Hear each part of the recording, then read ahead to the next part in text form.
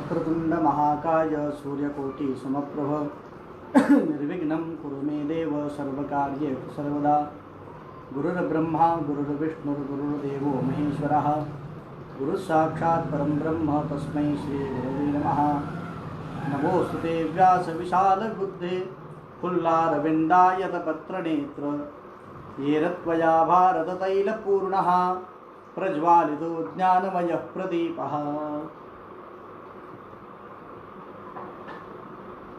आपण या संत समागम फेसबुक पेजच्या माध्यमातून महाभारतातल्या काही व्यक्तिरेखेंवर विचार करतो आहोत। काल आपण एका स्त्री पात्राचा विचार केला होता। आज आपल्याला एक महाभारतातले चरित्र नसतानाही महाभारताशी फार महत्त्वाच्या बाजूने जोडलं जाणारं एक चरित्र आणि आपल्याला सगळ्याला त्याच्याबद्दल ऐकून छानच माहिती आहे। आपण बऱ्याच वेळेला प्रातस्मरण करत असताना पुण्यश्लोको नलो राजा असं म्हणतो। त्या नलराजाचं चरित्र थोडक्यामध्ये आपल्यासमोर ठेवावं अशी एक इच्छाही झाली। आमचे परममित्र प्रवीण दिवाकर यांनी पण त्याला अनुमोदन दिलं आणि म्हणून मी काल नलराजाचं चरित्र घेऊन पाहत होतो।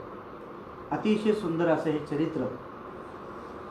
खरोखरच जे चरित्र श्रवण केल्यानंतर माणसाला पुण्याची प्राप्ती होते असं एक अद्भुत चरित्र महाभारतामध्ये आहे। वस्तुतः जर बघायला गेलं तर हे महाभारतातल्या राजाचं चरित्र नाही आहे, पण महाभारतामध्ये फार विस्तृत पद्धतीने हे चरित्र सांगितलं गेलेलं आहे।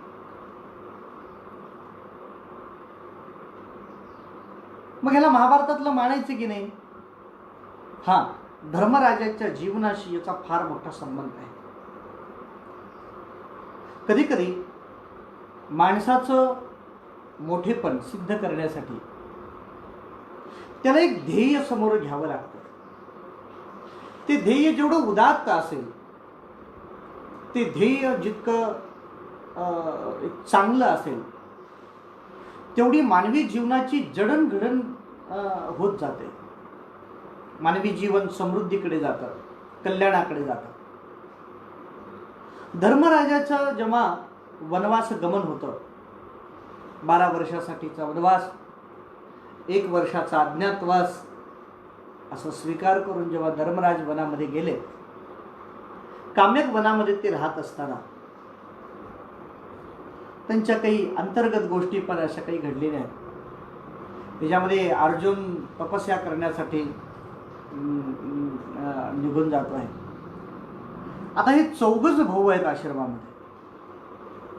द्रौपदी आहे बरोबर। विचार विनिमय चालत असे। कधी कधी एखाद्याने दुःखी व्हावं, त्याला दुसऱ्याने समजवावं, अशा पद्धतीने यांचं सगळं चालू आहे। एकमेकाला समज देत, एकमेकाला समजून घेत, कधी कधी एकमेकावर राग पण भरत। पण खरोखर जर बघायला गेलं तर त्यांचं एकमेकावर फार प्रेम आहे, हे सगळी भारतभूमी जाणते। 5 पांडवांचं एकमेकावरचं असलेलं जे प्रेम आहे, मला असं वाटतं महाभारतातलं काही आश्चर्य जर काही असेल तर हे एक आश्चर्य आहे। वस्तुतः जर बघायला गेलं तर बल आणि पराक्रमाने भीम आणि अर्जुन सर्वश्रेष्ठ आहेत, पण तरी सुद्धा धर्मराजाच्या एकाही शब्दाच्या पुढे हे 2 जण जात नाही। ही त्यांची विशेषता आहे। म्हणून तर काही जणांचं असं सुद्धा मत आहे, म्हणजे असं वस्तुतः ते आपल्या संप्रदायाला परंपरेला धरून नाही, पण काही जणांचं असं मत आहे की हे 5 जण वेगळे नाहीच आहेत। धर्म आहे, बल आहे, पराक्रम आहे, सौंदर्य आहे आणि बुद्धिमत्ता आहे, ह्या 5 गोष्टीचा समन्वय असणारा एकच माणूस होता असं सुद्धा मांडण्यासाठी काही लोक कटिबद्ध झालेले आपल्याला दिसतात। मला सांगायचं एवढंच आहे की हे 5 जण एकमेकाशी फारच प्रेमानं काही विशिष्ट पद्धतीने एकमेकाशी जोडले गेलेले आहेत. पण कधी कधी मानवी जीवन म्हणल्यानंतर, दुःख एखादं जीवनामध्ये आल्यानंतर थोडासा उद्विग्न होतो माणूस. हा माणसाचा स्वभाव आहे. मानवी जीवन जर कुणी उद्ध्वस्त करू शकत असेल तर जीवनामध्ये मिळणारं दुःख, कधी कधी ही दुःख सामान्य रूपाने येतात, कधी कधी एवढी विलक्षण असतात. आपण पहा ना, एवढ्या 5 गुणाचा समन्वय ज्यांच्याकडे आहे त्यांच्या जीवनामध्ये एवढे दुःख यावेत. पाहते पांडव अखंड वनवासी. तुम्ही जन्मापासून बघा, ते सतत तुम्हाला दुःखी दिसतील. नाही त्या परेशानीमध्ये असतील, नाही ती समस्या त्यांच्यासमोर उभी असताना दिसेल. कधी लाक्षाग्रहामध्ये जळण्याचा विषय येतो. कुठं 10 वर्षाचं वय, 10 वर्षाचं वय, आणि त्या भीमाला विष पाजवलं जातं. एवढंच नाही, त्याला पाण्यामध्ये, नदीमध्ये ढकलून दिलं जातं विष पाजून. कधी कधी वनवास प्राप्त होतो, कधी कधी द्यूताच्या रूपाने त्यांना अतिशय दुःख भोगावी लागतात. भारतवर्षातली एक सर्वश्रेष्ठ पतिव्रता, पण केवढं दैव दुर्विलास आहे हे तिच्या जीवनातलं रहस्य, की तिला सगळ्यांच्या समोर वस्त्रहरण करताना पाहावं लागतं. फार मोठं दुःख धर्मराज. मला असं वाटतं धर्मराजाने काय दुःख भोगलंय याच्यासाठी स्वतंत्र 1 तासभर आपल्याला चिंतन करावं लागेल, म्हणून मी आता त्याच्यामध्ये पडणार नाही. मी फक्त एवढं सांगतो की फार मोठं दुःख अंतःकरणामध्ये धारण केलेले हे पांडव जेव्हा वनवासामध्ये राहत आहेत, अर्जुन निघून गेला आहे, अशा वेळेला भीम आणि धर्मराज या दोघांचा संवाद होतो. एकमेकांच्या बद्दल ते बोलतायत, थोडेसे शोकाकुलही आहेत. धर्मराज तर अतिशय उद्विग्न झालेल्या अवस्थेमध्ये आहेत. आणि अशा वेळेला त्यांच्याकडे बृहदश्व नावाचे ऋषी आहेत. बघा ना, एवढं दुःख असताना सुद्धा एखादा साधू महात्मा आपल्या जवळ आल्यानंतर मग मात्र मोठ्या प्रेमाने उभे राहतात. आपलं सगळं दुःख बाजूला लावून अगोदर त्यांचं आदरातिथ्य करतात. कारण संतांचं आगमन हेच मानवी जीवनाच्या कल्याणाचा मार्ग आहे असं समजा, किंवा दरवाजा उघडतो आहे असं समजा. धन्याजी दिन संत दर्शनाचा, अनंत जन्मीचा सीन गेला, मज वाटे त्यासी आलिंगन द्यावे, कदा न सोडावे, कदा न सोडावे, कदा न सोडावे चरण त्यांचे. संतांचे चरण कधी सोडू नये अशी अपेक्षा असते. धर्मराजाने मोठ्या आनंदाने त्यांचं स्तवन केलं, त्यांचं पूजन केलं. आणि मग धर्मराजाकडे पाहून, भीमाकडे पाहून ते म्हणले, का काही दुःखी दिसतात? वस्तुतः तुम्ही दुःखी दिसता हे विचारणं सुद्धा बरोबर नाही, कारण तुम्ही दुःखामध्ये आहातच. पण धर्मराज,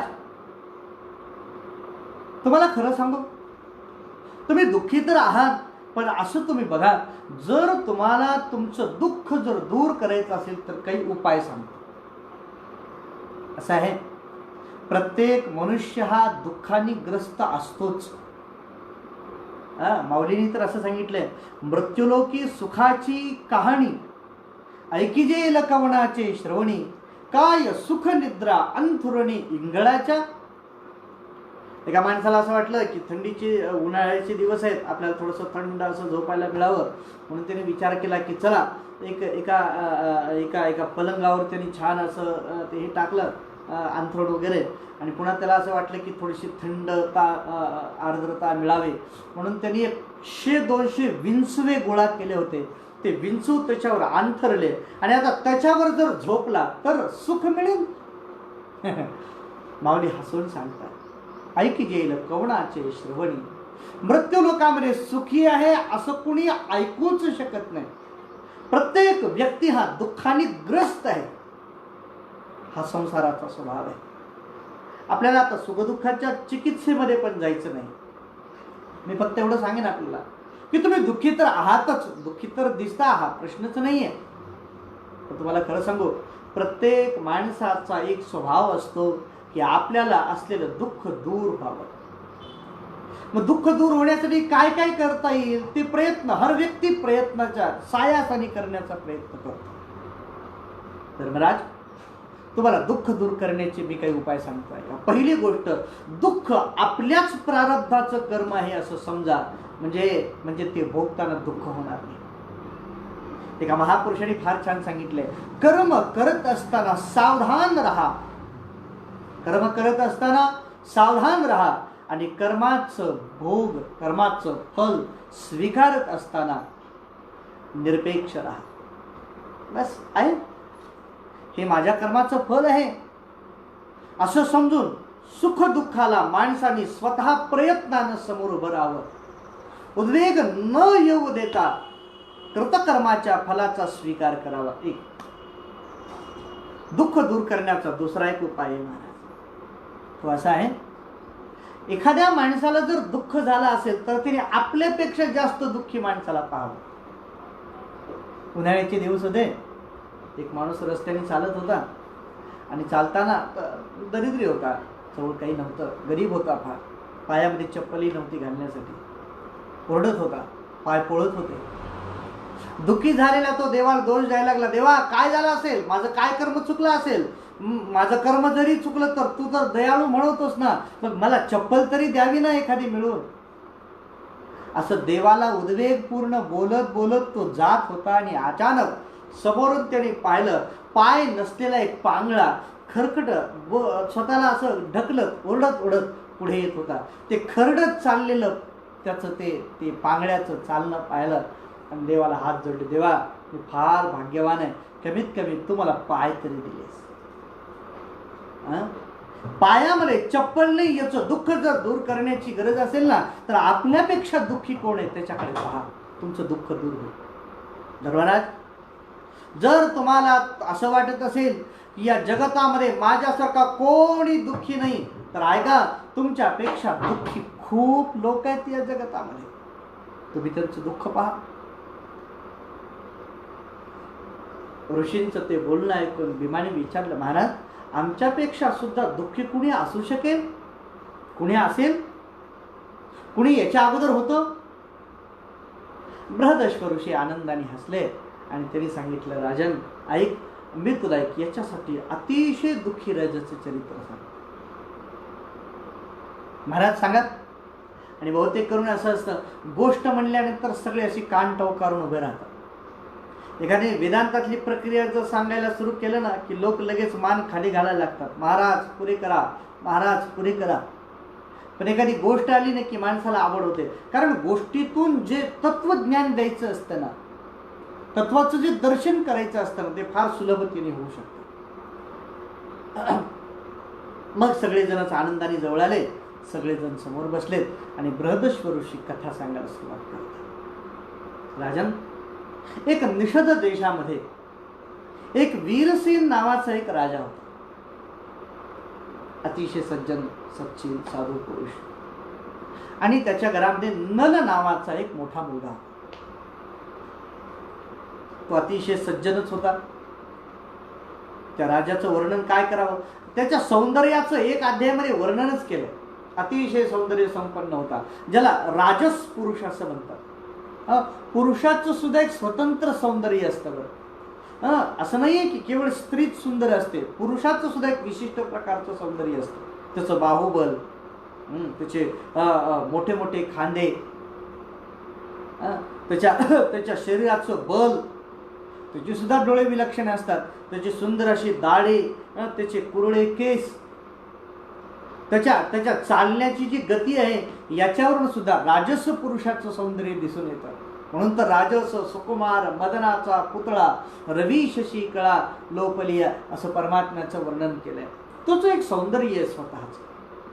अतिशय सुंदर अशा प्रकारचा तो नल राजा आपल्या वडिलांच्या बरोबर आपल्या राज्यामध्ये राहत होता. एक विदर्भ नावाचा प्रांत आहे आपल्या महाराष्ट्रामध्ये. त्या विदर्भ देशामध्ये भीम नावाचा एक राजा होता आणि त्या भीमाला 3 मुलं होती आणि एक चौथी मुलगी होती जिचं नाव होतं दमयंती. नल आणि दमयंती. एके दिवशी नल राजा आपल्या बागेमध्ये असताना त्या बागेमध्ये एक छोटंसं सरोवर होतं आणि त्या सरोवरावर एक हंस पक्षी आला होता. त्या हंसाला पाहिल्यानंतर, त्याचं सुंदर रूप पाहिल्यानंतर बाकीच्या हंस पक्षापेक्षा सुद्धा हा थोडा वेगळा होता. म्हणूनच कदाचित त्याला राजहंस म्हणत असावे. त्या राजहंसाला त्यांनी पाहिलं आणि राजहंसाला पाहिल्यानंतर त्यांनी त्याला पकडलं. आपल्याला आता राजकुमाराने पकडले, आता आपल्याला सोडवणार नाही असं त्यांनी पाहिल्यानंतर त्या हंसाने सांगितलं, राजहंसाने सांगितलं, महाराज तुम्ही मला इथून सोडवा, मी तुमचं एखादं फार मोठं काम करून देईन. राजा असला, अरे मी राजपुत्र आहे, माझ्याजवळ या जगतातली अशी कुठलीच वस्तू नाही की जी मला पाहिजे आणि मिळालेली नाही. माझं समृद्धपूर्ण राज्य आहे, मला कशाची अपेक्षा आहे. त्यावेळेला तो हंस त्याला सांगतो, महाराज तुम्ही सुंदर आहात, तुम्ही राजपुत्र आहात, तुम्ही तरुण आहात आणि अशा वेळेमध्ये तुम्हाला एखाद्या सुंदर पत्नीची अपेक्षा असणार आहे. मी भरपूर ठिकाणी फिरतो, पृथ्वीवर सगळ्यात सुंदर अशी जर कोणी राजकन्या जरी इहलोकामध्ये सद्यस्थितीमध्ये जर असेल तर ती भीमराजाची कन्या आहे, दमयंती. जर तुम्ही मला इथून मुक्त केलात तर मी तिच्याकडे जाईन आणि तुमच्या गुणाचं वर्णन तिच्या जवळ जर करेन, तर तिने जर ते ऐकलं आणि तिच्या मनामध्ये जर तुमच्याबद्दल जर प्रेमभाव उत्पन्न झाला तर तुम्ही दोघं जण एकमेकावर जर आसक्त झालात, जर आवडलात एकमेकाला, तर कदाचित तुमचं दोघांचं एकमेकाशी लग्न होईल. राजा हसला, कारण राजाने सुद्धा दमयंतीच्या सौंदर्याच्या बऱ्याच गोष्टी ऐकलेल्या होत्या. राजाने त्याला असं वर सोडलं, जा आणि माझ्या प्रियसीला मी तिच्याबद्दल ऐकलंय, पण माझ्याबद्दल तिच्या जवळ जाऊन सांग आणि तिचा निरोप मात्र येऊन मला सांगायचा. हंस पक्षी राजाकडे पाहत पाहत सहज तिथून निघून गेला आणि तो राजहंस विदर्भ देशामध्ये भीमक राजाच्या उपवनामध्ये आला आणि तो इकडं तिकडं फिरत असताना त्याची आणि दमयंतीची भेट झाली आणि दमयंतीने त्याला पाहिल्याबरोबर तिला सुद्धा आनंद झाला. तिने त्याला जवळ घेतलं आणि तो दमयंतीशी मनुष्यवाणीने बोलायला लागला. त्यांनी सांगितलं की मी देश विदेशामध्ये फिरतो, मी अनेक वन पाहिलेत, अनेक उपवन पाहिलेत, अनेक राज्याचं मी दर्शन घेतले, नद्या पर्वत सगळं पाहिलंय. दमयंतीने त्याला विचारलं, तू सगळं पाहिलंच म्हणे. हा, मग असं काही पाहिलंच का की जे मला खूप आवडेल. तेव्हा राजहंसाने सांगितलं, खरं सांगू तुम्हाला, मला असं वाटतं की तुम्हाला खूप आवडण्यासारखी एकच गोष्ट या भूतलावर आहे, ती म्हणजे निषध राजाचा पुत्र आहे ज्याचं नाव आहे नल आणि तो अतिशय सुंदर आहे. त्याच्या एका गुणाचं वर्णन करायला लागला. तो अतिशय सज्जन तर आहेच, पण अतिशय पराक्रमी आहे. अनेक विद्या त्याला अवगत आहे. त्याच्यासारखा विद्यावान पुरुष मी पाहिला नाही. शस्त्र आणि शास्त्र दोन्ही त्याच्या करस्थित आहे. पराक्रम तर अलौकिकच आहे, पण त्याच्याबरोबर बहुतेक करून बल जर जास्त असेल तर मनुष्य उन्मत्त असण्याची शक्यता असते. पण मी त्याच्या प्रत्येक चलनवलनामध्ये एवढा विनम्र भाव पाहिलाय की असा कुठं पाहून शोधूनही सापडणार नाही. नकळत दमयंतीच्या मनामध्ये अशी इच्छा झाली की आपण या नलराजाशी विवाह करावा. पण त्या काळातल्या राजकुमारी असतील, कन्या असतील, आपलं प्रेम हे प्रगट करण्यासाठी लज्जित होत असत. तिच्या वडिलांनी तिच्यासाठी एक स्वयंवराची योजना केली. स्वयंवरामध्ये अनेक प्रकारच्या देश विदेशच्या राज्य लोकांना सगळ्यांना आमंत्रण करण्यात आलं. त्या आमंत्रणामध्ये सगळे राज्य लोक हळूहळू यायला सुरुवात झाली. याचं नियोजन, याचं पत्र राजाला पण आलेलं होतं. नल राजा सुद्धा आपलं काही रथ वगैरे घेऊन, आपले काही 4-2 सहकारी बरोबर घेऊन विदर्भ देशाकडे निघालेले होते. एकदा त्याच वेळेमध्ये एके दिवशी इंद्र आपल्या राजभुवनामध्ये आला, आपल्या इंद्र सभेमध्ये आला. सभेमध्ये त्यांनी पाहिलं आज कोणीच दिसत नाही. सेवकांना विचारलं, अरे आज कोणी दिसत नाही, कुठे गेलेत कोणी, आज काय सुट्टी आहे की काय. आपल्याकडे जसं कोरोना आलाय तसा कोरोना वगैरे आला का काय असं विचारलं त्यांनी आपल्या राजदूतांना. असा कुठला रोग आला की काय, सगळेजण घरी बसलेत. सेवकाने हात जोडून सांगितलं, महाराज असं काही नाही, सध्या भूतलावर एका दमयंती नावाच्या राजकन्येचा स्वयंवर चालू आहे आणि सगळे देवलोक त्या स्वयंवरासाठी गेले. कारण तिचं लावण्य एवढं अद्भुत आहे की देवलोकांच्या मनामध्ये सुद्धा ती आपली पत्नी व्हावी अशी इच्छा होती. देवराज इंद्राने विचार केला, अरे वा, मग तर आपणही जायला पाहिजे. बघा ना काय मजा असेल. सगळे देव अगोदरच निघाले होते. इंद्र सगळ्याच्या पेक्षा उशिरा निघाला होता, पण सगळ्याच्या बरोबरीला जाऊन पोहोचला. विदर्भ देशाच्या बाहेर आल्यानंतर हे विचार करायला लागले, आपण काय करावं बरं. सगळे देव एकत्र जमले. कुबेर आहे, यमराज आहे, स्वतः वरुण देवता आहे, अग्निदेव आहे, हे सगळे अष्टदिक्पाल देव एकत्र बसलेत आणि विचार करतात काय केलं म्हणजे राजकुमारी आपल्याबरोबर विवाह करेल, आपल्या गळ्यामध्ये वरमाला टाकेल. असा विचार करत असताना त्यांनी पाहिलं की तिकडून एक रथ येतो. रथातून त्यांनी जेव्हा नलराजाला जाताना पाहिलं, नलराजा सांगितलं, महाराज एक मिनिट, क्षणभर थांबा. नलराजाने जेव्हा इंद्रादिक देवता इथं आले ते पाहिलं तर सगळ्यांना हात जोडले. तेव्हा इंद्राने सांगितलं, हे नलराज, आपण साधू आहात, सच्चिल आहात, आमच्या सगळ्या देवलोकांची एक इच्छा आहे, पूर्ण करा. त्यांनी सांगितलं, हा निश्चित, माझं तर ते कर्तव्य आहे. मग एक काम करा, तुम्ही काहीतरी उपाय करून त्या दमयंतीच्या जवळ जा आणि दमयंतीला असं सांगा की इथं इंद्रचंद्राधिक सगळे देव इथं आलेले आहेत. त्या सगळ्या देवापैकी एका देवाच्या गळ्यामध्ये तू वरमाला घाल, असं तुम्ही सांगा. हे ऐकल्याबरोबर नलराजा तर अतिशय दुःखी झाला. नलराजाने सांगितलं, पण देवराज, मी स्वतः त्या स्वयंवरामध्ये सम्मिलित होण्यासाठी चाललोय. दुसरी गोष्ट, मी तिच्यावर आसक्त आहे. निश्चितच ती माझ्या गळ्यामध्ये वरमाला घालणार आहे आणि असे असताना मीच तुमचा दूत म्हणून तिच्या जवळ जावं. इंद्राने सांगितलं, हे बघ, असं नाही करायचं. तू आम्हाला वचन दिलास ना की माझं कार्य करीन म्हणून. नलराजा सांगितलं, ठीक आहे, आता तुमची आज्ञा आहे तर मी जाईन, पण आता तिथं जाणं शक्य होईल का? मी दमयंतीपर्यंत कसं जाऊ शकेल? म्हणलं, काळजी करू नकोस, आम्ही तुला आमच्या तपोबलाने तिच्या राजवाड्यापर्यंत, तिच्या अंतःपुरापर्यंत तुला आम्ही विद्येच्या द्वारा घेऊन जाऊ. तो म्हणला, ठीक आहे, काय हरकत नाही. मग मी शपथ घेऊन सांगतो की तुमच्याकडून दूत होऊन आलो आहे असं तिला मी पूर्ण व्यवस्थितपणे सांगेन. हे ऐकल्याबरोबर काय इंद्राने केलं माहिती नाही, तो तिथून जो गुप्त झाला तो सरळ दमयंतीच्या अंतःपुरामध्ये. अचानक कोणी परपुरुष आपल्या अंतःपुरामध्ये प्रगट झाला हे पाहिल्याबरोबर दमयंती उभी राहिली. कोण आहात तुम्ही? त्या परपुरुषाकडे न पाहता विचारलं, कोण आहात? आणि असं अंतःपुरामध्ये जर तुम्ही आलात तर कदाचित राजकैदी व्हाल.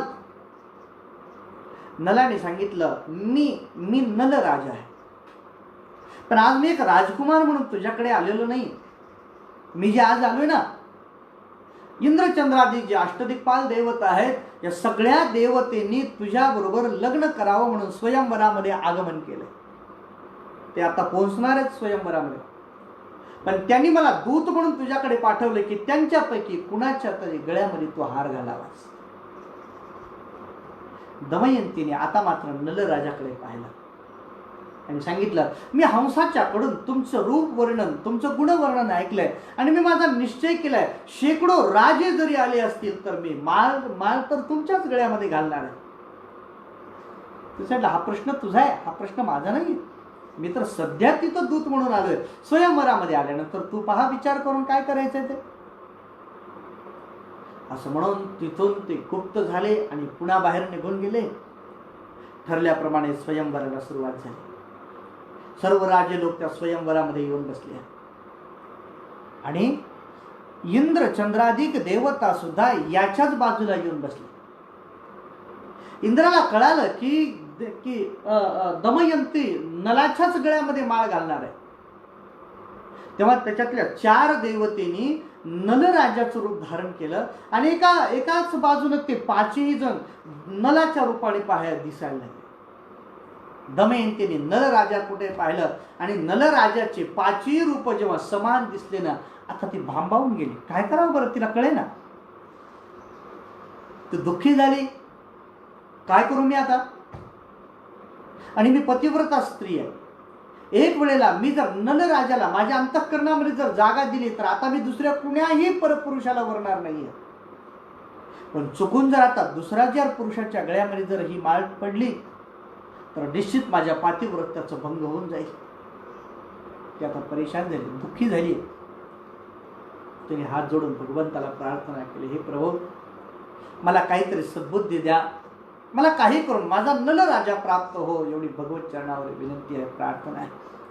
असं म्हणून तिने डोळे उघडले आणि तिने पाहिलं पाचही बसलेले पुरुष समान होते, पण त्यांच्यामध्ये काही भेद होते, काही फरक होते. काय फरक होता? त्याच्यातला एक व्यक्ती असा होता की ज्याचे पाय जमिनीवर टेकले होते आणि बाकीच्या चौघांचे पाय थोडे उंच दिसले जमिनीपासून. तिने ओळखला, हाच माझा नल असला पाहिजे. म्हणून तिने आपली वरमाला नलराजाच्या गळ्यामध्ये घातली आणि नलराजाच्या गळ्यामध्ये तिने जशीही वरमाला घातली, आता काय सांगावं, इतका आनंद झाला नलराजाला. दमयंतीला तर त्याच्यापेक्षा जास्त आनंद झाला, कारण आता माझ्या पातिव्रत्याचं भंग होण्याची काही अडचण नाही. नलराजाला जेव्हा तिने माळ घातली, नलराजा सुद्धा अतिशय आनंदित झाला आहे. आणि त्यावेळेला सर्व देवांनी नलराजा आणि दमयंती यांना अनेक प्रकारचे वर दिलेले आहेत. नलराजाला इंद्रादिक देवतेने खूप छान अशा प्रकारची वरदान दिली आहेत. आणि ऐका, मी तुम्हाला सांगतो, देवराज इंद्र सांगतात की तुमचं संपूर्ण जगतामध्ये अलौकिक असं कीर्तन केलं जाईल. तुम्ही एक श्रेष्ठ राजा म्हणून भूतलावर प्रगट व्हा. अग्निनारायणाने सांगितलं, हे नलराजा, जेव्हा तू यज्ञ करशील ना, तेव्हा त्या यज्ञामध्ये साक्षात मी तुला दर्शन देत जाईल. नलराजाला अनेकांनी अनेक प्रकारची वरदान दिले आणि सगळ्यांना प्रणाम केला नलराजाने. आणि नल आणि दमयंती दोघेही आनंदित होऊन आपल्या रथामध्ये स्वार होऊन हळूहळू आपल्या निषध भूमीकडे निघाले. निषध भूमीमध्ये फार मोठा स्वागत झालं त्यांचं आणि हळूहळू आनंदाने त्यांचे दिवस जायला लागले. आनंदाने त्यांचे दिवस जात असताना एकदा देवराज इंद्र आणि कली यांची भेट झाली. देवराज इंद्राने जेव्हा नल दमयंतीच्या बद्दल कलीच्या समोर वर्णन केलं, तेव्हा कलीने सांगितलं की मी या नल आणि दमयंतीला मनोमन विचार केला की मी त्यांना त्रास देईन, मी दुःख देईन. कारण एखाद्याची जर विशेष कीर्ती होऊ लागली तर बाधा करणे हा माझा स्वभाव आहे. म्हणून कलीने विचार केला की आपण नल राज्यामध्ये प्रवेश करावा आणि नल राजाला दुःखामध्ये लोटावं. कारण काही लोकांचा स्वभाव असतो, एखाद्याला मोठेपणा मिळूच द्यायचा नाही. समजून घ्यावं, हे कलियुगाचे मूर्तिमंत रूप आहे. आणि मी असं म्हणतो, अग्नीमध्ये दग्ध झाल्याशिवाय सोन्याला तर कुठं सुंदर रूप प्राप्त होतं. दग्धम दग्धम पुनरपि पुनः कांचनम कांतवर्णम. जसं जसं तो जळेल तसं तसं त्याची कांती वाढत असते ना. मी तर असं म्हणेन की जगामध्ये दुःख नावाची गोष्ट अशी आहे की जी माणसाला एक विशेषता प्राप्त करून देते. जितकं दुःख जास्त तेवढा मनुष्य मोठा होतो. मित्र असं म्हणेन, एखाद्या माणसाच्या जीवनामध्ये जर दुःख नसेल ना तर तो आयुष्यात कधीच मोठा होऊ शकत नाही. जितक्या दुःखाची परंपरा जास्त, दुःखातून भाजून तापून निघालेला माणूसच लोकोत्तर कीर्तीला प्राप्त करून घेत असतो.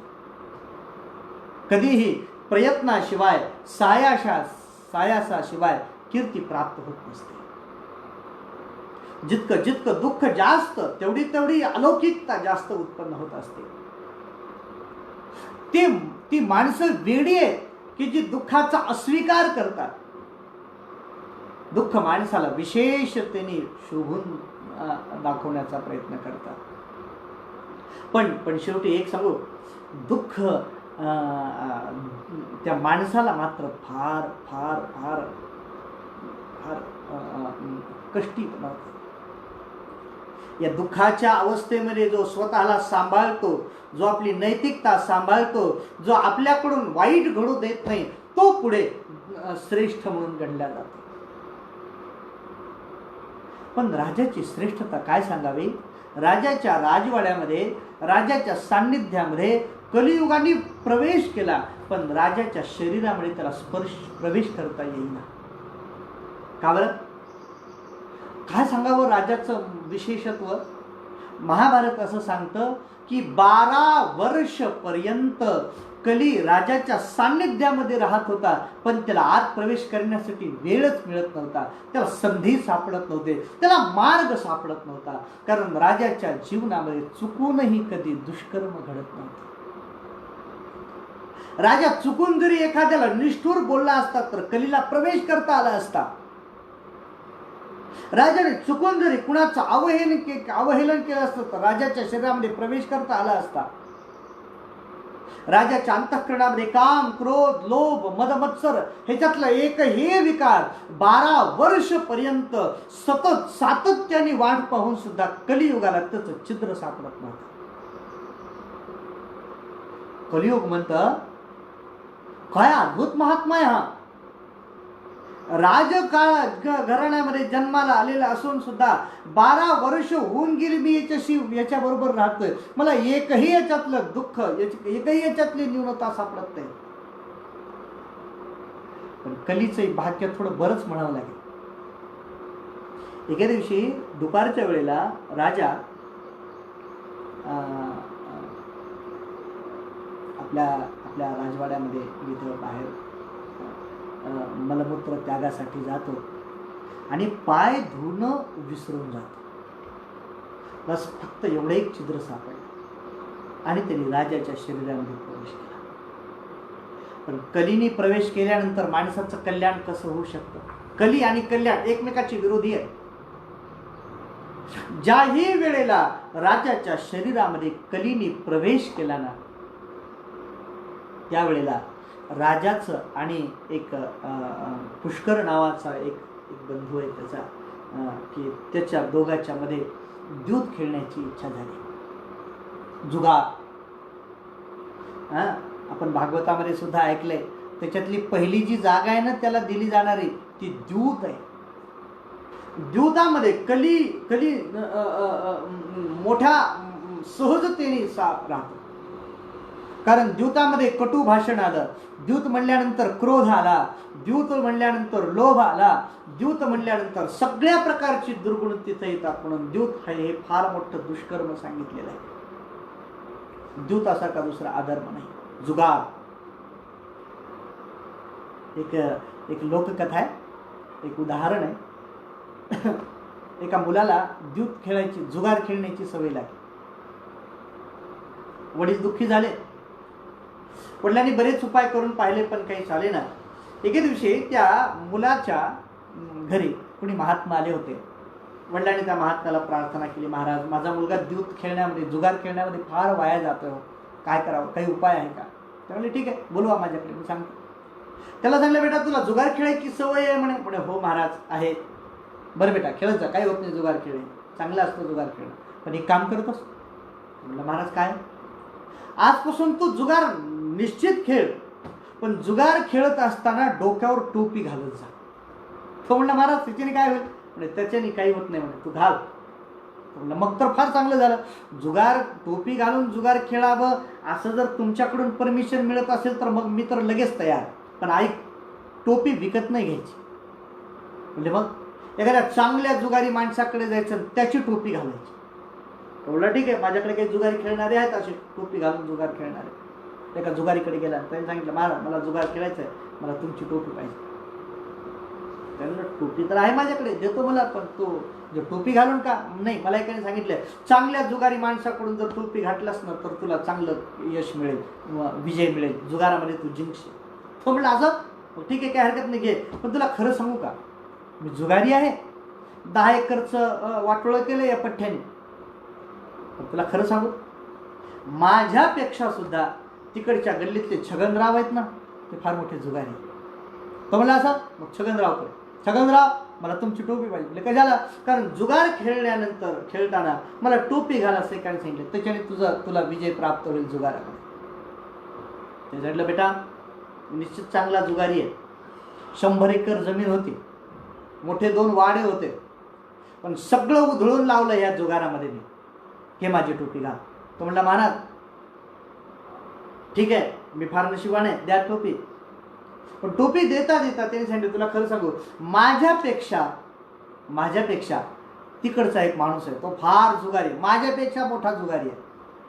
तो गेला तिकडच्या माणसाकडे, त्याने सांगितलं बिलकुल टोपी घे बाबा, कारण आता एवढंच राहिले, 500 एकर जमीन होती, वाडा होता, मोठं वैभव होतं, सगळंच्या सगळं या जुगारामध्ये लावून टाकलं. बायको सुद्धा लावण्याचं सौभाग्य मला प्राप्त झालं. हे ऐकल्यानंतर त्याच्या मनामध्ये काय झालं कुणास ठाऊक, काढून देत असलेली टोपी न घेत असतो तसाच वापस आला आणि त्या साधूच्या समोर हात जोडले, महाराज क्षमा करा, याच्यानंतर मी जुगार खेळणार. का रे काय झालं, मी तर तुला खेळ म्हणून सांगितलंय ना. महाराज मी 3 माणसांच्याकडे गेलो, एकाने 10 एकर विकून टाकले, एकाने 50 एकर विकून टाकले, एकाने तर 500 एकरला काडी वडली. आज मला कळालं की जुगाराचं काय फल आहे. जुगार फार मोठं व्यसन आहे.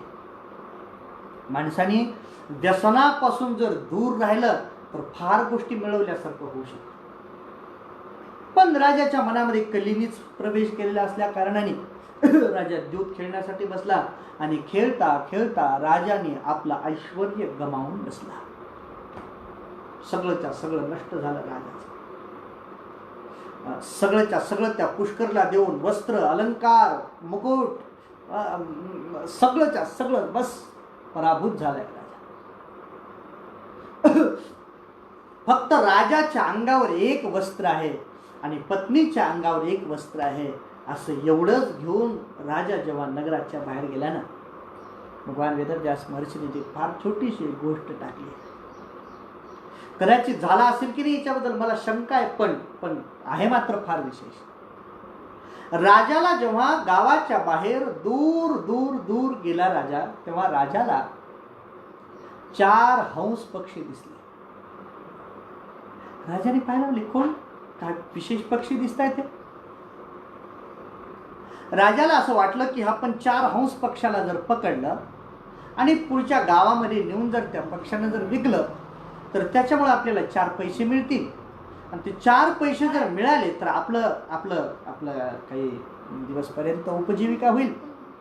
म्हणून राजाने त्या हंस पक्षाला पकडण्यासाठी काही उपाय शोधले. काय करावं बरं, त्याने असा विचार केला, ते 4 हंस पक्षी पलीकडे तोंड करून बसलेत, आपण पटकन त्यांच्यावर आपला कपडा टाकू आणि पकडू त्याच्याने. म्हणून राजाच्या अंगावर एकच वस्त्र होतं, ते एकच धोतर राजाने काढलं आणि त्या पक्षाच्या अंगावर टाकलं. आणि जसंही ते वस्त्र राजाचं त्या पक्षाच्या अंगावर पडलं ना, फडफड फडफड उडत त्या पकडलं त्या चोचीमध्ये, त्या चौघांनी पण, आणि ते वस्त्र घेऊन उंच निघून गेले.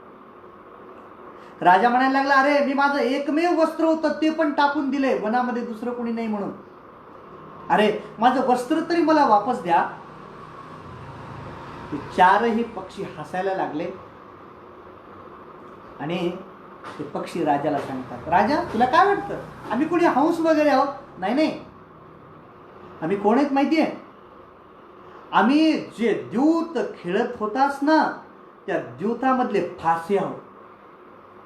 जेव्हा आम्ही पाहिलं की राजभुवनातून जात असताना तुझ्या अंगावर एक वस्त्र होतं, आम्ही लज्जित झालो, कारण आम्ही तुझा संपूर्ण पराभव करू शकलो नाही, कारण तुझ्या अंगावर वस्त्र घेऊन जातोयस हे बघितल्यानंतर आम्हाला दुःख झालं. याचं वस्त्र सुद्धा काढून घेतलं पाहिजे, तरच आम्ही खरे फासे आहोत असं आम्हाला वाटलं, म्हणून आम्ही हे रूप धारण केले आणि तुझं वस्त्र घेऊन जाण्यासाठी आलो. व्यास महर्षींच्या सांगण्याचा उद्देश असा आहे, व्यसनामध्ये प्रवृत्त होणाऱ्या व्यक्तींनो सावधान. व्यसन तुम्हाला तुमचं वस्त्र सुद्धा ठेवणार नाही, संपूर्ण नष्ट भ्रष्ट करून टाकेल तुम्हाला. म्हणून व्यसनाची सवय लागत असताना सावधान राहा. माझ्याकडे बरेच जण येतात, महाराज आम्हाला काही फार मोठं व्यसन नाही, फक्त सुपारी खातो. सावधान. हीच वस्तू तुम्हाला खूप मोठ्या व्यसनामध्ये प्रवृत्त करू शकते, तुम्हाला घेऊन जाऊ शकते. लहानातलं लहान व्यसन सुद्धा विक्राळ रूप धारण करून मानवी जीवन उद्ध्वस्त करून टाकू शकतं. भगवान वेदव्यास महर्षी आपल्या सगळ्यांना हा उपदेश करतायत. राजा तर आता दुःखी झालाय. एक होतं ते वस्त्र निघून गेलं. आता राणीच्या अंगावर एक वस्त्र आहे. राजा तर पूर्ण विवस्त्र अवस्थेमध्ये त्या वनामध्ये फिरत आहेत. आणि फिरता फिरता राजाला कळेना आता काय करावं. वनामध्ये फिरत असताना राजाने असा विचार केला, केवढं दुःख आपल्या जीवनामध्ये आलंय. आता या दुःखातून दूर होण्याचा काही उपायही दिसत नाही. राजा आपल्या पत्नीच्या जवळ बसला आणि पत्नीला बोलू लागला, तुला खरं सांगू, तू आता इथून निघून जा. ती म्हणते, नाही नाथ, खरी पत्नी तर ती असते की जी आपल्या पतीच्या दुःखातच पतीला त्याग करत नाही. दुःखामध्ये जर त्याग करत असेल तर ती पत्नी पत्नीच नाही. अहो, सुखामध्ये तुमच्या जवळ येण्यासाठी भरपूर लोक तयार असतात. प्रश्न असतो तो दुःखाचा. मी पतिव्रता पत्नी आहे, मी तुमचा त्याग करू शकत नाही. राजाने विचार केला, आपल्या बरोबर जर राहील तर हे दुःख तिला आणखी भोगावं लागेल, ह्याच्यापेक्षा आपण काहीतरी उपाय करावा. म्हणून बसल्या बसल्या राजाने सांगितलं, तुला खरं सांगू? म्हणे हा. हे बघ, हे वन आहे. या वनातून असं सरळ गेलीस ना की तिथे एक वन लागतं, दुसरं वन लागेल. त्या वनामधून एक असा इकडे रस्ता जाईल ना, तिथून पुढे गेल्यानंतर एक राज्य लागेल. त्या राज्याला पार करून जर पलीकडे गेले ना तर तुला सांगू काही गाव लागतील. त्या गावाच्या पलीकडे गेल्यानंतर तुझं माहेर विदर्भ आहे, बरं लक्षात असू दे. राजा का सांगतो हे तिच्या लक्षात येत नव्हतं.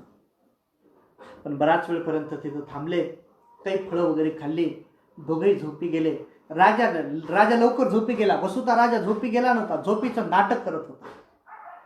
आपले पतिराज झोपी गेलेत हे बघून पतीच्या बाजूला ती दमयंती पण शांत झोपी गेली. तिला डोळा लागला आणि तेवढ्यामध्ये राजाने आजूबाजूला फिरून काही वस्तूच्या द्वारा तिचा पदर फाडला. आपल्याला गुंडाळण्यापुरतं एक वस्त्र तिच्या साडीतलं फाडून घेतलं आणि राजा तिला एकटीला टाकून दूर निघून गेला. जशी ती जागी झाली ती विचार करते, पतिराज कुठे गेले? आजूबाजूला भरपूर शोध केला पण पती सापडेना. एक अध्यायामध्ये ती विलाप करते, ती रडतीये, आक्रोश करते. राजा दूर निघून जातोय आणि राजा विचार करतोय की मला अशी का दुर्बुद्धी झाली असेल की मी माझ्या पतिव्रता पत्नीचा त्याग केला. निश्चयानं माझ्यावर कुणाचा तरी अंमल झाला आहे, नाहीतर मी दूध का खेळलं असतं. माझ्या आयुष्यामध्ये मी कधीच दुर्व्यसन केलं नाही, पण कशामुळे असं झालं असेल. माझ्यासारख्या पुरुषाने आपल्यावर नितांत प्रेम करणाऱ्या पत्नीचा त्याग का करावा. त्याला हे कळायला मार्ग नव्हता. पण विधी जाणत होता, काल जाणत होता. याच्यावर कलीचं साम्राज्य निर्माण झालंय, ह्याच्यामध्ये कलीचा प्रवेश झालेला आहे. राणी खूप आक्रोश करते, इकडं तिकडं भरपूर फिरायला लागले. जात असताना त्यांनी पाहिलं जंगलामध्ये काही वणिक लोक, काही व्यापारी लोक आपले काही व्यापाराच्या वस्तू या राज्यातून त्या राज्यामध्ये घेऊन जात होते. काही मोठे मोठे हत्ती होते, काही उंट होते, काही बैल होते, काही गाड्या होत्या. ह्या सगळ्याच्या द्वारा ते घेऊन जात होते. त्या सगळ्या वाण्यांच्या मध्ये, व्यापाऱ्यांच्या मध्ये एका व्यापाऱ्याच्या जवळ तिने जाऊन हात जोडला. महाराज, मला इथून दूर जायचं आहे. मला माझ्या पतीने माझा त्याग केला आहे. मला आता कुठं जावं हे समजत नाही आहे.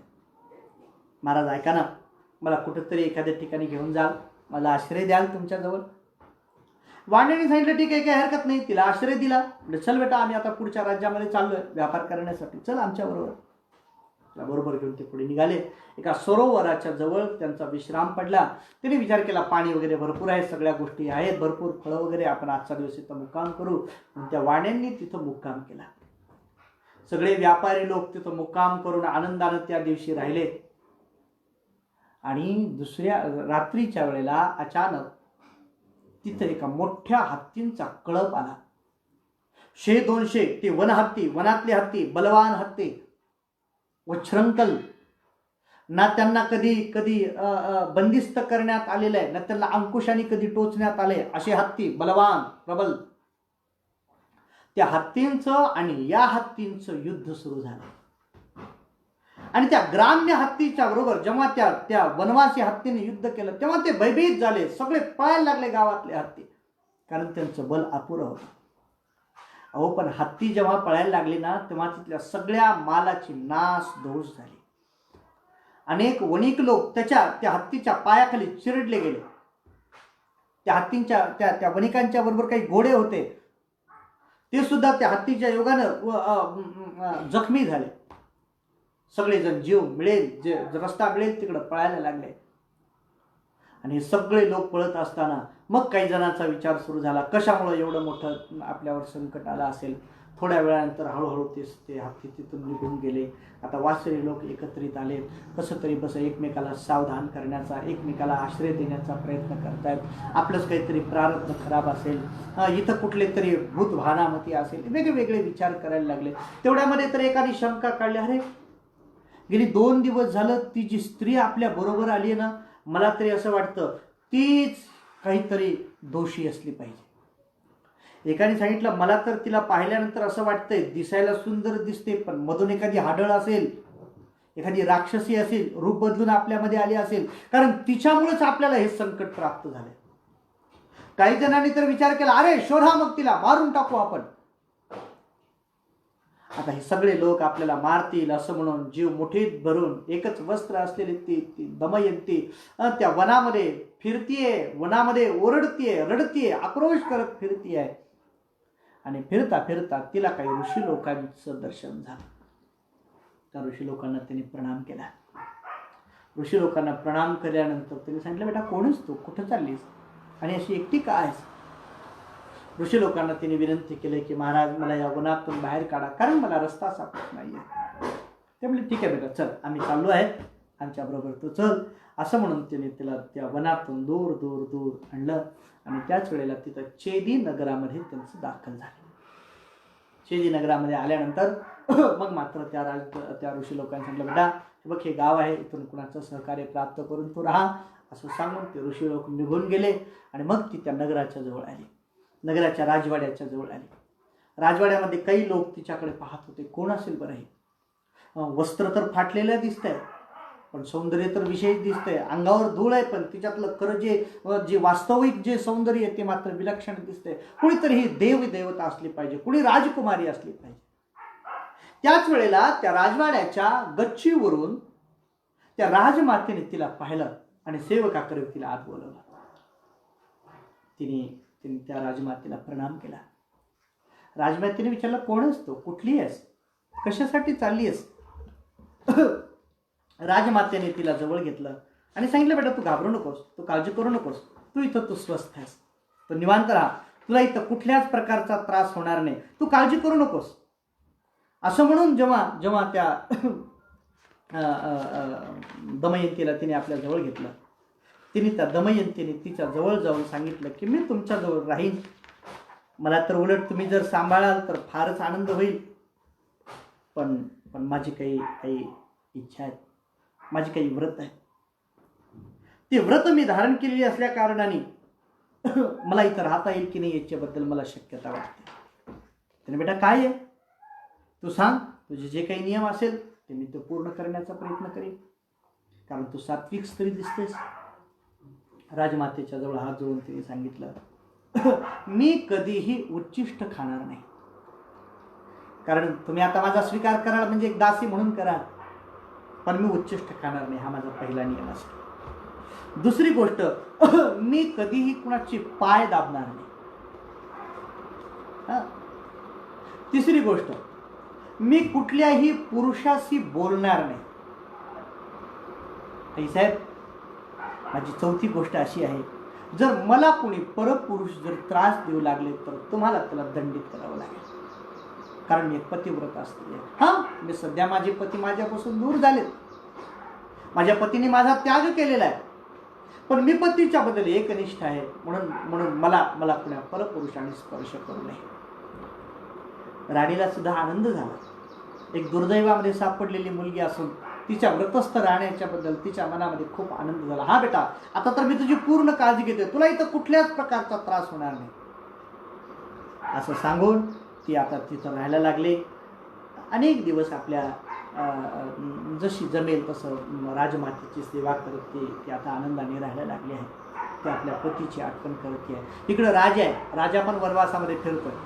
राजा वनवासामध्ये फिरत असताना अनेक प्रकारचे दुःख त्याच्या जीवनामध्ये आले. त्याच्या जीवनामध्ये एक मोठं दुःख आलं.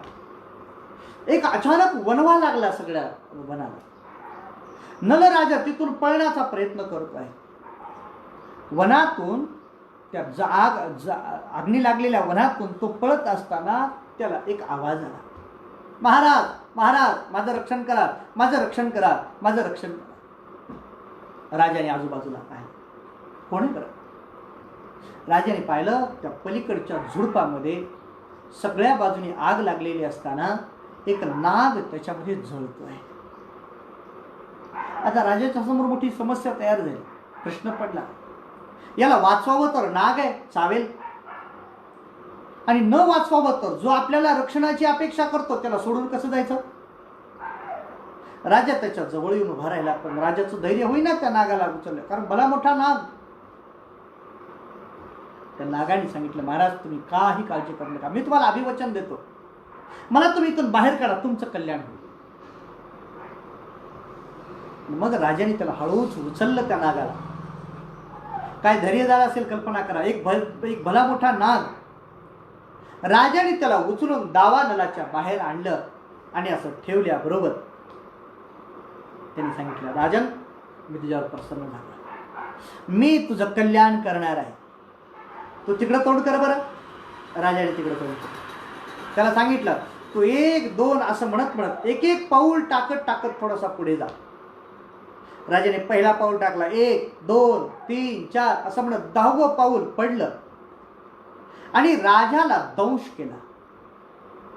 आणि राजाला त्या नागाने दंश केल्याबरोबर राजाचं सगळं शरीर काळं घोर पडलंय. राजा ओरडायला लागला, अरे तू मला मित्र म्हणलास, तुझं मी कधीच वाईट करणार नाही असं म्हणलास, आणि आता तू मला चावलंस.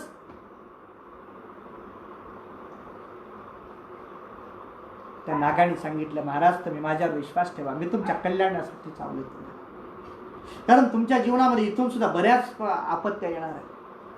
त्या आपत्तीमध्ये तुमचं रक्षण करण्यासाठी तुम्ही नलय हे कुणाला कळू नये म्हणून तुम्हाला मी काळं करण्यासाठी चावलंय. पहिली गोष्ट. दुसरी गोष्ट, राजन तुला ही माहिती नाही, पण तुझ्या शरीरामध्ये कलीचा निवास आहे.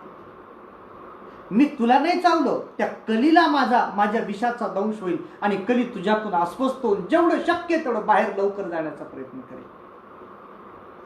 राजन आता तुला माझं सुद्धा खूप मोठं सहकार्य मिळेल.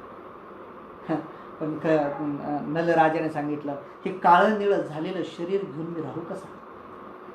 त्याला काळजी करू नकोस. त्या नागाने त्याला एक वस्त्र दिलं. सांगितलं, ज्या दिवशी तुला आता या सगळ्या संकटातून मुक्त झाल्यास असं वाटेल तेव्हा तू माझं स्मरण कर आणि हे वस्त्र पांघर, म्हणजे तुझं शरीर पूर्वीप्रमाणे होऊन जाईल. असं सांगून तो कर्कोटक नावाचा नाग होता तो अंतर्धान पावला. राजा तिथून पुढे बाहेर यायला लागला. राजा विचार करतो की आता मी काय करू, आता मी कुठं जाऊ, आणि असा विचार करत असताना राजा तिथून दूर आला.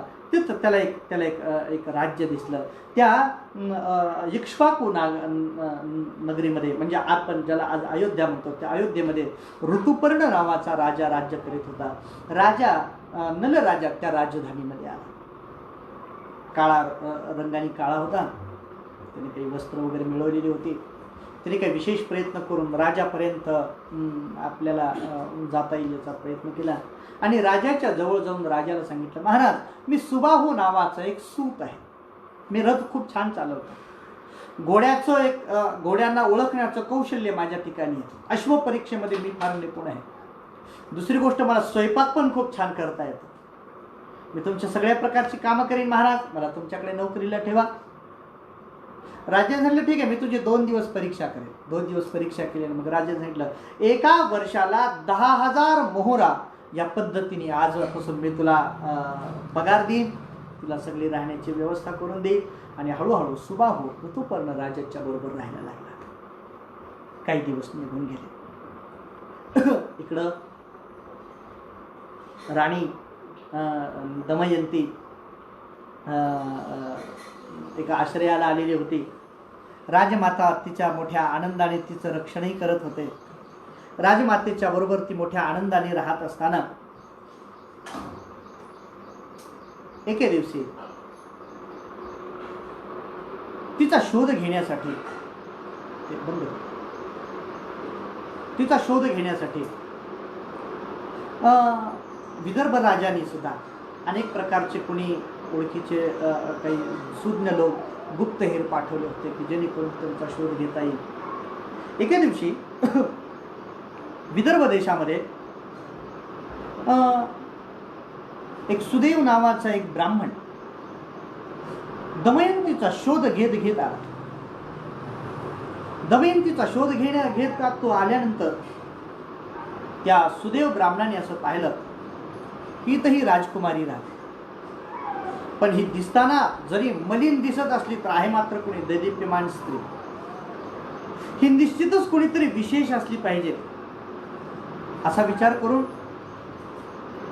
तो वडिलांनी पाठवलेला तो जो ब्राह्मण आहे त्या त्या त्या ब्राह्मणाने तिच्याशी संवाद केला.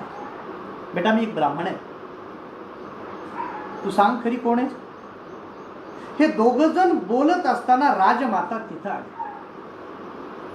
राजमातेने सांगितलं, तुला माहिती नाही का, जर माझ्या राजवाड्यामध्ये जर या मुलीबरोबर जर कोणी बोलेल तर त्याला मृत्यूदंडाची शिक्षा मिळते.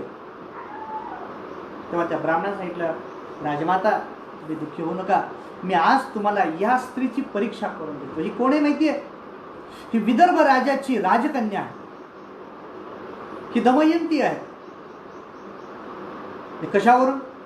तुम्ही पहा ना, 2 भुवयाच्या मध्यभागी एक तीळ आहे तिच्या, ही तिची परीक्षा आहे. तसंच तिच्या कपाळावर एक कमळाचं चिन्ह आहे. राजमातेने तिला तोंड धुवायला लावलं आणि तोंड स्वच्छ धुतल्यानंतर तो तीळ आणि तो तो कमळाचं ते दृश्य पाहिल्यानंतर तिनं मोठ्या आनंदानं तिला जवळ घेतलं, तिला आलिंगन दिलं. अगं बेटा, तुला माहिती आहे तू कोण आहेस? तुझी आई आणि मी सख्या बहिणी आहे, मी मावशी आहे तुझी. पण हाय देवा, काय कमाल असेल, आजपर्यंत मी तुला किती कामं लावली. तुला खरं सांगू, तू जेव्हा लहान होतीस ना, मी माहेरामध्ये आले होते आणि त्यावेळेस तुला पाहिलं होतं. हां, माझी सुद्धा ओळख पटली की तू निश्चित दमयंती आहेस.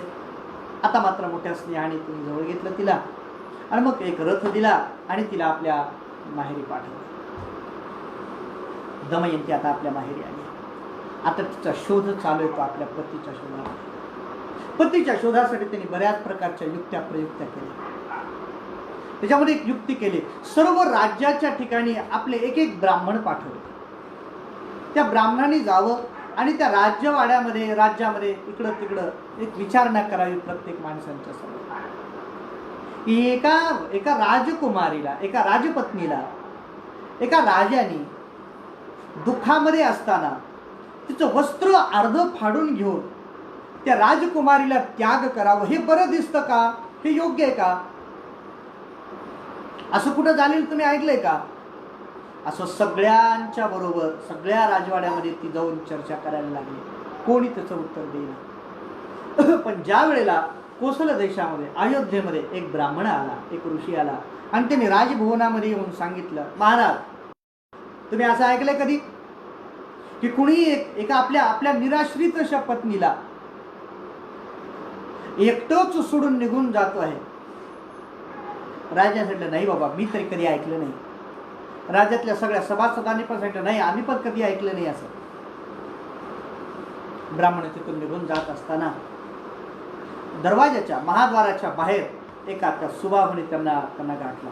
ते सांगितलं, मी सुबाहू, या महाराजांच्या जवळ मी अश्वपरीक्षक म्हणून राहतो. तुम्हाला खरं सांगू, मी असं ऐकलंय की हां, एका राजाने, एका राजकुमाराने आपल्या पत्नीला त्याग केलं, निराश्रित अवस्थेमध्ये सोडले, एका वस्त्रावर सोडून दिले. पण तुम्हाला खरं सांगू का बरं? मला तरी असं वाटतं तो याच्यासाठी सोडलं असेल की त्या राजाने असा विचार केला असेल की आता मी जर माझ्या पत्नीबरोबर जर घेऊन जर या वनामध्ये फिरू लागलो तर तिला जास्त त्रास होईल, याच्यापेक्षा तिला नगराचा रस्ताही दाखवला असेल आणि ती आपल्या नगरामध्ये कोणते सुखाने राहील, अशा सुखाच्याच विचाराने त्या राजाने त्या पत्नीचा त्याग केला असेल. असं का? असं म्हणून तो ब्राह्मण तिथून निघाला आणि तो ब्राह्मण त्या राजभवनामध्ये आपल्या विदर्भ राज्यामध्ये वापस आला आणि त्याने राजकुमारीला सांगितलं की मी खूप ठिकाणी फिरलो, मला असं कोणी भेटलं नाही, पण मला अयोध्येच्या राजाच्या राजवाड्यामध्ये राहणारा एक सूत त्यांनी मला याच्यावर हे उत्तर दिले. हे ऐकल्यानंतर राणीचा विश्वास झाला, हां हेच नलराजा असले पाहिजे. अहो पण कसा होता तो? म्हणजे दिसायला मात्र फार कुरूप होता, काळाभोर होता. आता ती पुन्हा द्विधा परिस्थितीमध्ये आहे. आता काय करावं? एक निश्चय झाला तिचा की निश्चित काही ना काही करून हाच आपला नलराजा असला पाहिजे. आता दुसरी परीक्षा काय करावी म्हणून तिने पाहिलं विदर्भ देश ते आपलं अयोध्या ह्याची जी भूमी आहे, ह्याचं जे अंतर हे फार मोठं आहे, एका दिवसामध्ये येऊ शकत नाही कोणी. पण आपल्या नलराजाला रथ चालवण्याची अद्भुत गती प्राप्त आहे.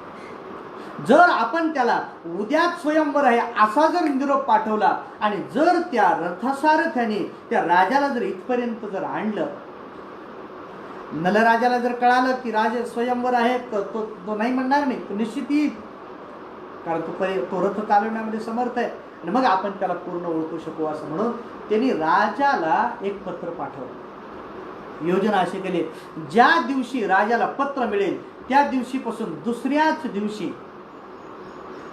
दिवशी राजाचं स्वयंवर आहे, राजकुमारीचं स्वयंवर आहे.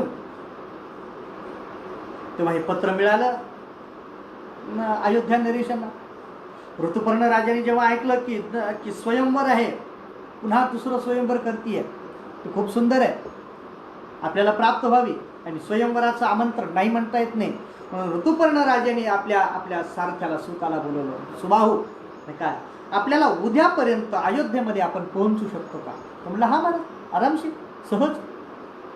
पण कारण एक आहे, तिथली जी राजकुमारी आहे ना, तिनं दुसरं लग्न करण्याचा निश्चय केला आणि आपण जर तिथं जर जाऊन पोहोचलो तर मला ते पाहिजे, माझ्या गळ्यामध्ये ते हार घालेल अशी मला शक्यता वाटते.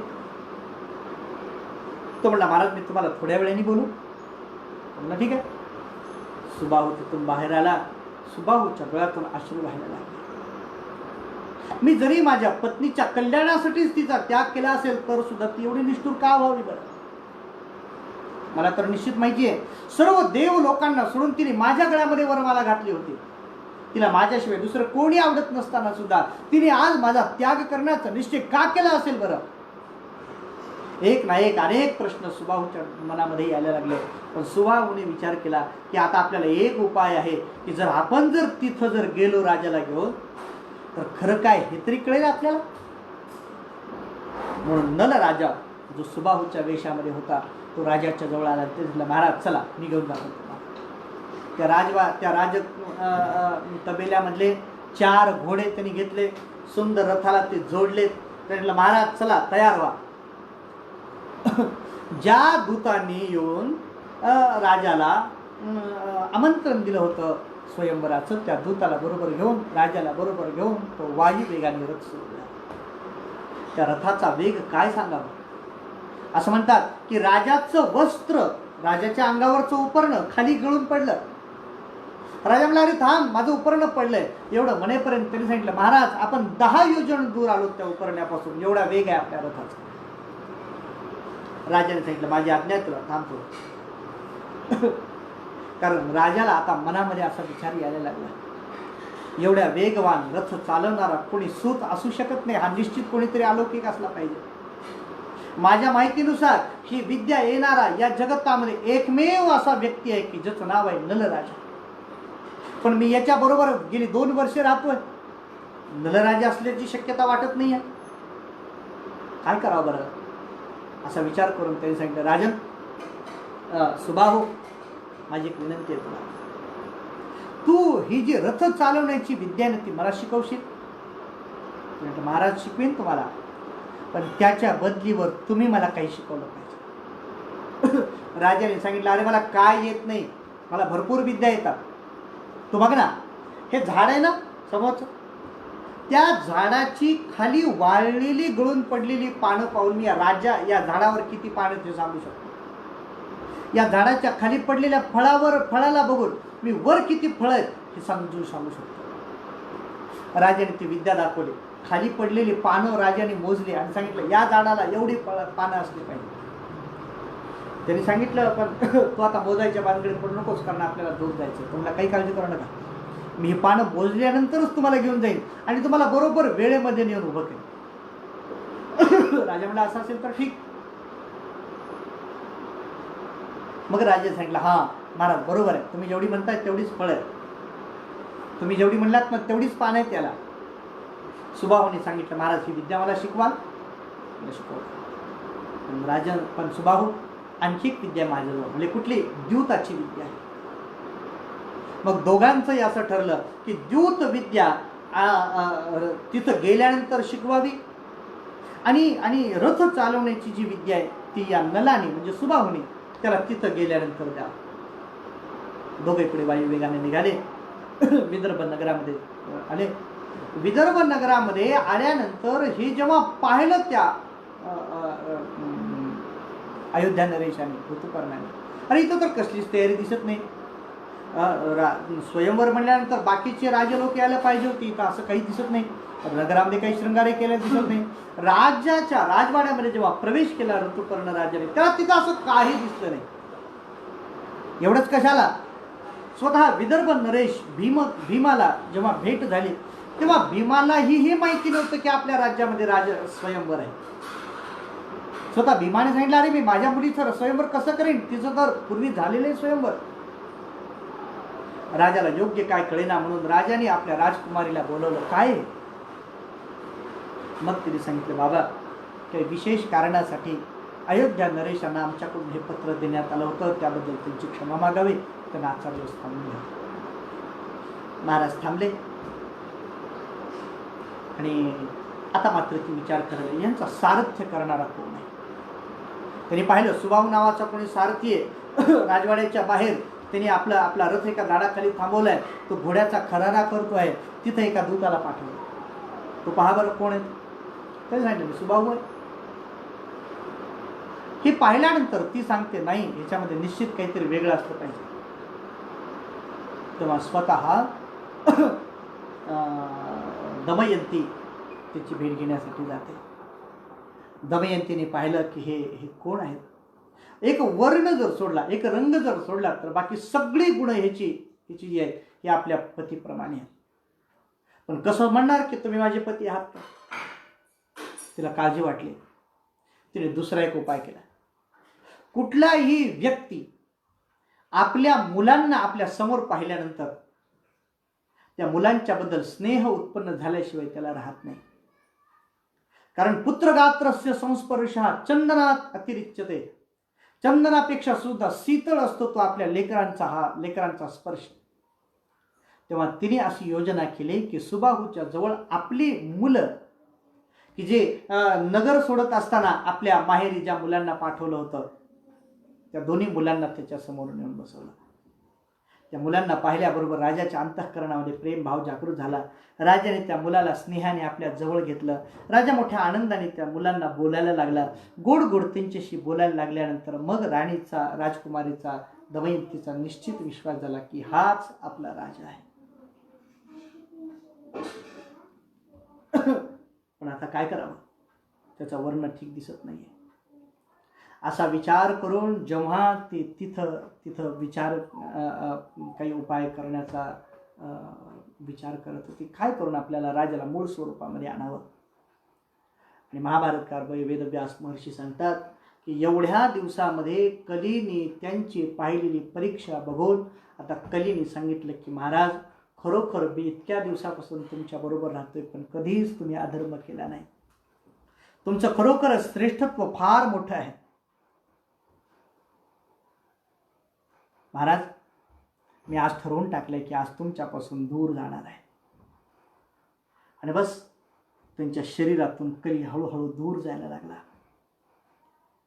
आणि मग कली जेव्हा त्यांच्या शरीरातून दूर जायला लागला तेव्हा मग त्याने आपलं जे वस्त्र होतं ते आपल्या शरीरावर धारण केलं. आणि त्या कर्कोटकाचं स्मरण केल्याबरोबर मूळ जे त्यांचं सुंदर रूप होतं ते त्यांना पुन्हा प्राप्त झालं. राजाला सुद्धा खूप आनंद झाला. राजाने आपल्या जावयाला मोठ्या आनंदाने घट्ट आलिंगन दिलं. मोठ्या आनंदाने आता ते आपल्या राजवाड्यामध्ये राहायला लागले. आता सगळ्या प्रकारचे संकट हळूहळू दूर गेले होते. आणि मग अयोध्या नरेशाला जेव्हा कळालं की आपल्याबरोबर जो सुबाहू नावाचा आपला सूत होता, रथ हाकणारा होता, तो साक्षात नल राजा होता, हे बघितल्यानंतर त्याने हात जोडले. महाराज क्षमा करा, तुम्ही एवढे मोठे साम्राज्य असताना, साम्राज्याचे अधिपती असताना मी तुम्हाला दुःख दिलं. राजा म्हटलं मला काही अडचण नाही, पण आपल्यामध्ये जो झालेला जो शब्द आहे तो आता पूर्ण व्हावा.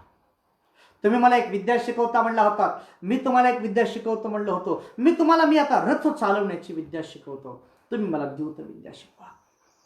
दोघांनी पण विद्येचं आदान प्रदान केलं. आता द्यूताचं पूर्ण रहस्य प्राप्त झालेला राजा स्वतः आपल्या पत्नीला, आपल्या मुलांना घेऊन आपल्या राज्याकडे आला. निषद राज्यामध्ये आल्यानंतर त्यांनी आपला जो भाऊ होता पुष्कर त्याला द्यूतासाठी आमंत्रण केलं. दोघांनी पण द्यूत खेळलं. आता द्यूताचं संपूर्ण ज्ञान रहस्य प्राप्त झाल्या कारणाने द्यूतामध्ये तो विजयी झाला. आणि विजयी झाल्यानंतर त्याने आपल्या भावाचा संपूर्ण पराभव करून मग त्याला पुन्हा राज्याची प्राप्ती झाली. आपली मुलं, आपली पत्नी, आपलं सर्व ऐश्वर्य त्यांना पुन्हा प्राप्त झालेलं पाहिल्यानंतर नल राजा आता खूप आनंदित झाला. पण वेदव्यास महर्षी, बृहदश्व ऋषी धर्मराजाला सांगतात, राजन आता मला सांग, नल राजाच्या जीवनामध्ये दुःख जास्त होतं का तुझ्या जीवनामध्ये जास्त आहे? अरे नल राजाच्या बरोबरीला तर कोणी बरोबर नव्हतं. तुझ्या बरोबर हे तुझे 4 भाऊ आहेत की एकापेक्षा एक पराक्रमी आहेत.